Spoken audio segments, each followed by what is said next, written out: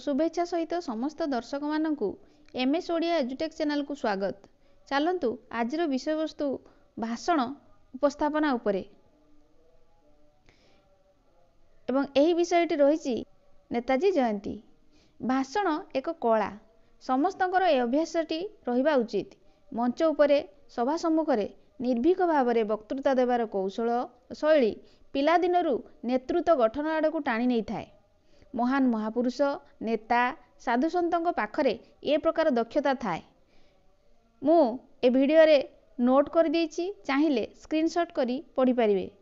जदि अधिक विषय भीतर को जीवा को चाहूचंती तबे वीडियोटी को पूरा वाच करंतु।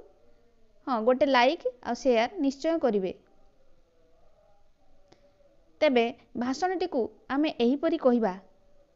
सम्माननीय सभापति महोदय, आमंत्रित बरेण्य अतिथिवृंद, मोर परम पूज्य गुरुजी गुरुमा तथा सभार उपस्थित मोर छोट बड़ भाई और भौणी और मोर सहपाठी वृंद, नेताजी सुभाष चंद्र बोस को विषय मते किछि कहिबार सुजोग मिलिथिबारु मु निजको धन्य मने करुछि।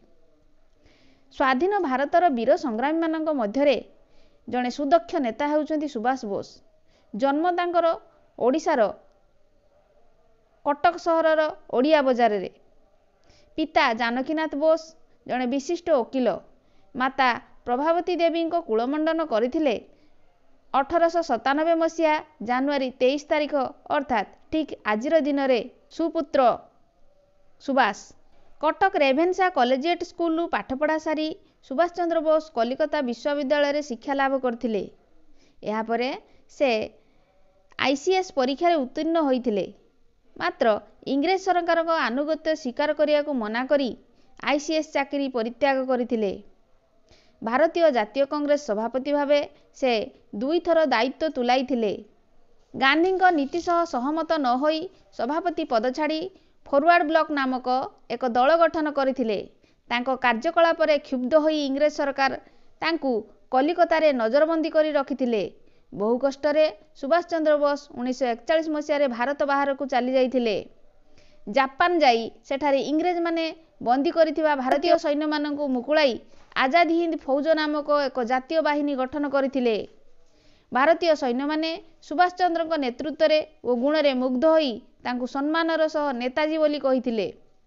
आजाद हिंद फौजर वीर सैनिक मानकर सहस्र सहस्र विप्लवींकर त्याग और निर्यातना बरण व्यर्थ हैला नहीं।